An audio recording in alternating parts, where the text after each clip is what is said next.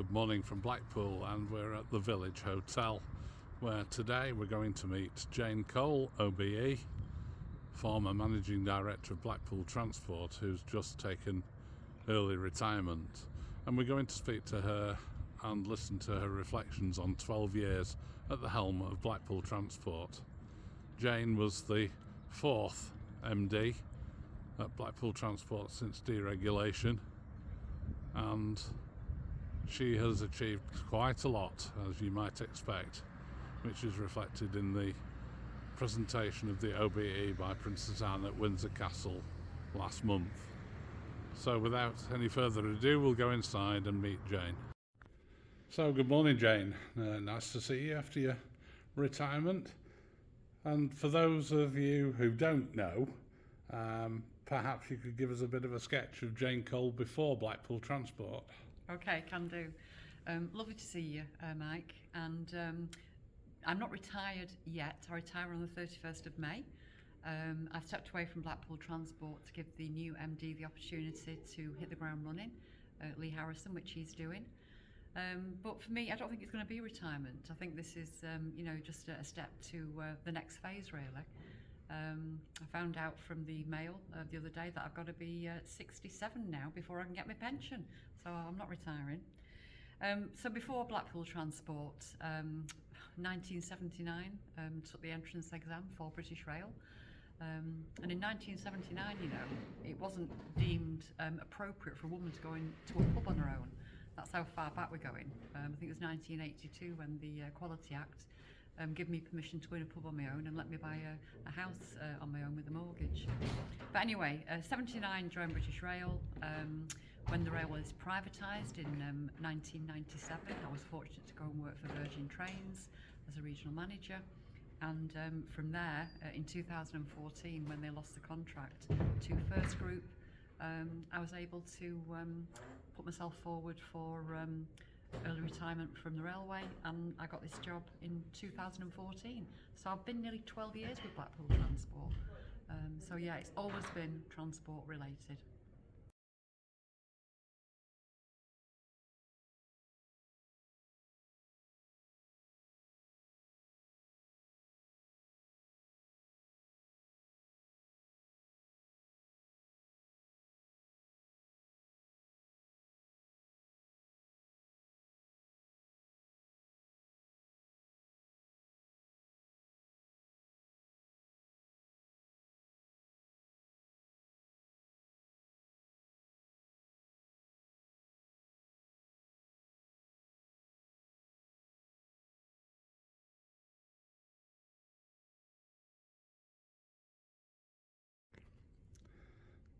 So you started as Blackpool Transport's fourth Managing Director in 2014. Mm-hmm. So what were your immediate goals when you got there? Well, when I started, they hadn't had the Managing Director on site for a while. I knew Trevor, got on well with Trevor, used to work together in the chamber, but he'd left, and my immediate goals were to really bring some steerage back into the organisation as the MD, to understand what was required to take it into a modernised bus and tram network, because the tramway in 2012 had obviously been renewed, so we had a fleet of new trams, but the buses, they needed a lot of investment, and I think because the people had been without an MD for a while, they needed a lot of care, attention, a lot of motivation, and a lot of courage really to go through a change where we could modernise and invest in the business. So my plan was to convince the council that they'd got a fantastic transport system, network and people that work there, but we needed major investment to take it to the next stage. Unfortunately, James Carney came to join me in 2016. He used to work for Edinbus as my finance director, and we convinced the council to take the leap to invest in the ADL fleet of ADL 2 and 400s, which you see today. And that's, of course, exactly what happened, because PALLADIUM was born. Oh, yes. And you took delivery over a period of 3 or 4 years of the biggest number of new buses that Blackpool Transport or Blackpool Corporation Transport before it had ever bought. Yeah. So what was the Palladium plan then? The Palladium plan, well, the name in itself, was quite unique. I always remember being asked, what can we call it? What can we call it? And to me, at that time, that's when the catalytic converters, the Palladium, was obviously quite paramount. That's how you got your zero emissions. So we went for Palladium, and the motivation and the plan was to renew the fleet. But we did that with a lot of engagement with stakeholders to make sure we got the right product. And we'd got the blockade at the time for the Preston Blackpool electrification. So 20 of those vehicles were able to be designed about people bringing more luggage and wheelchairs onto the vehicles. And then the rest of them, we worked with the colleges and the schools to see what the seating would be like to entice younger people to use them. And then we looked at our, more diverse demographic around elderly people or people that were disabled to make sure that the bottom saloon, or in particular the E200s, were designed so that a lot of the seating was on the flat floor.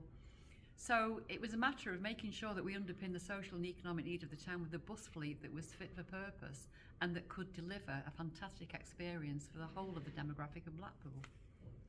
Yeah, so let's just look at that. You took delivery of 59 double-deck E400s, 21 midi-size E200s, 26 long 200s, as well as the Mercedes Citaros and the refurbished Volvos. So it's quite an achievement in just 5 years for a municipal bus company. And of course, COVID intervened and put many of the plans on hold. But what was the next plan? Including electric buses, I think. Yeah, so the next plan was going to be that we wanted to make sure we kept on top of the fleet, and we renewed it on a cycle of about every 5 years. But as you say, COVID intervened, and anybody who knows the bus industry will know that at that time, it decimated profit and the ability to be able to maintain the workforce and get drivers. So when we restarted after COVID, what we found was that we had to really rethink that business plan. People were working from home, people were working shorter hours. So when Zebra scheme became available, we decided to write a business plan and apply for that. And we were successful. But unfortunately, for the council, because we'd obviously taken out quite a lot of loans around the diesel fleet, and we weren't getting the passenger numbers back immediately after COVID, we were a bit cautious about taking that leap of faith again. But also the technology. I mean, this money became available to us about 4 or 5 years ago, and that's when the buses were sky high, the battery life was very mid-range, and it was very expensive to put the charging equipment in.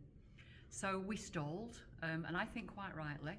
We re-looked at the plan and we said to the DFT, look, we don't think that we're going to be renewing 110 vehicles here, because we've been able to be more productive around the way that we put the bus fleet out there. So we took the decision to downgrade the amount of funding we were going to get to 15.3 million. But again, the council was stalling because it was a time of austerity for them, and we didn't feel it was the right investment to make. So the money's still there, the electric bus fleet can still happen, but it's a matter of the council taking that leap of faith. It's a council scheme, and they're the ones that have to be sure that they want us to do that.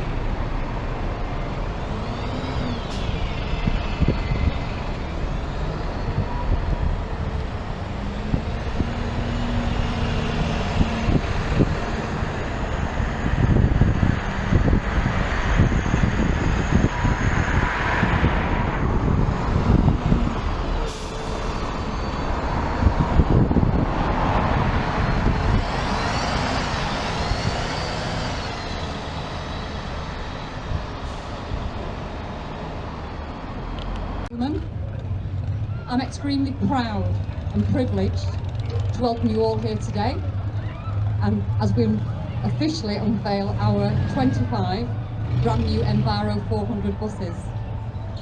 It only feels like yesterday when we were stood here in July last year, when we proudly launched 10 buses, but as you can now see, they're out and about on the number 9 route, and we have a further 25 that are going on the number 14 route.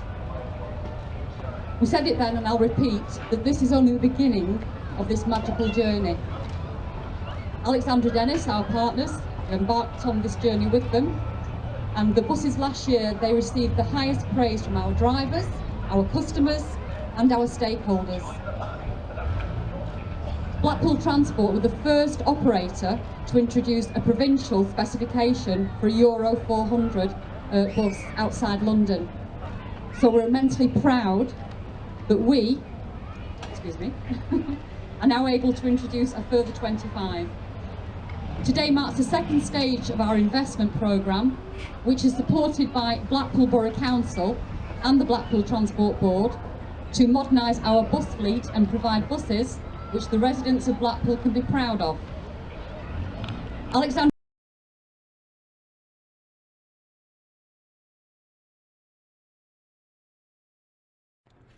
So in your time at Blackpool Transport, you have, amongst other things, been president of the CPT, Confederation of Passenger Transport, president of the Omnibus Society, and you've been involved in the local Chamber of Commerce.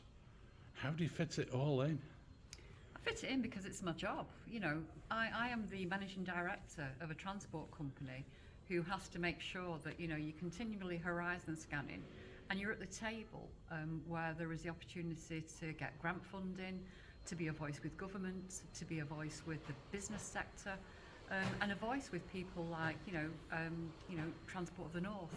So to me, that is my job. If I spent all my time in the organisation, I wouldn't need the brilliant people that are employed there to do the day-to-day and the brilliant people that go out there and deliver the product. So my role was to make sure that Blackpool Transport, as you can see from, as I leave, with the UK's number 1 bus operator, with the UK's number 1 tram operator, the operations can function fine. It was about me making sure that we were, renowned for being professionally at the table of the movers and shakers where transport needed to be. And at the end of it all, you've just received the Order of the British Empire from the Princess Royal at Windsor Castle, which you must be very justifiably proud of. And you're riding off into the sunset. But I can't see, as Lee takes over at Blackpool Transport, Jane Cole sitting back and doing nothing. So what are the plans? Well, the plans are that, I'm very able to coach and mentor people. That's been one of the things that I've always done. So executive coaching and mentoring is something that I will still continue to do. I'm very keen to make sure that I support women, particularly women in transport. But I'm also on the board for ROSCO, the Road Operators Safety Council, which I'm very keen to continue with. Obviously, safety is something that, as an MD, you take very seriously. And I want to make sure that we continue the great work that ROSCO are doing to get more people signed up for that. I'm also very keen to be part of the UK Leadership Awards that are being formulated now with Chris Cheek, and I might have the opportunity to go and join that. But it depends. It depends on what's available and what I decide to do. But I must spend some time with my family on a sabbatical, making sure that I enjoy this transition, and that's what I've promised to do. Brilliant. So things are very much up in the air. Local government, all sorts of plans going on, and it looks like the local authorities as we know them now will be swallowed up into big Lancashire County Council combined authority. So what will the future be for Blackpool Transport then? Well, Blackpool Transport have to come to the table, don't they? I think that the council have done a great job in making sure that they have secured Blackpool Transport's portfolio within the agreement for the LCCA. It all depends on the 1st of April. Obviously, the Transport Local Authority will be at Lancashire, and we're already signed up to an enhanced partnership with Lancashire, as are the other operators, so tick. I think that as municipal, you know, it's a fantastic company. It delivers profitably. It delivers its commitment to underpinning the social and economic need of the town. So I think that from an enhanced partnership point of view, it's got a great future. If they decide to go for franchising at some future date, when they've decided the boundaries and one thing and another, then we'll have the opportunity to bid as a bus operator. So we've got all the opportunities available. It depends on really what Lancashire decide to do about franchising. But for me, I think being a combined bus and tram company, I think it's fit for purpose for Blackpool, and it delivers its value for money. So why would anybody want to disrupt that model? Indeed. And of course we're sat in the hotel where the ALBUM conference, the Association of Local Bus Managers, will take place in May. And as we were discussing before, the very first one after deregulation was here as well in 1997. So Blackpool's always been heavily involved in ALBUM. What do you see as the benefits of that? Oh, ALBUM is fantastic. You know, my best mentoring has come from ALBUM members. I think that they are professional. I think that they share information. And they're a great, you know, group of operators who have, you know, the local region and the local needs of the councils at heart. So ALBUM is a really good professional outfit. I've done 2 conferences in the past. This will be the 3rd. The reason I'm not retiring until the 31st of May is because I want to deliver the ALBUM conference this year here in Blackpool, which we're going to do. And this year, obviously, we're at the point now where we're nearly sold out. So to me, 30 years next year, I think, that ALBUM's been doing these conferences, and we've always held them very, very successfully. So yeah, ALBUM's got a great future. Right, well, thank you very much. You need to spend some time with your family, so that's where we should end this interview. So thank you very much, Jane. Thanks for the 12 years that you've been in charge at Blackpool Transport. It's been fun knowing you and working alongside you on some of the projects, and enjoy your retirement, though I suspect it'll be just like mine, very busy indeed. Thank you. Thank you.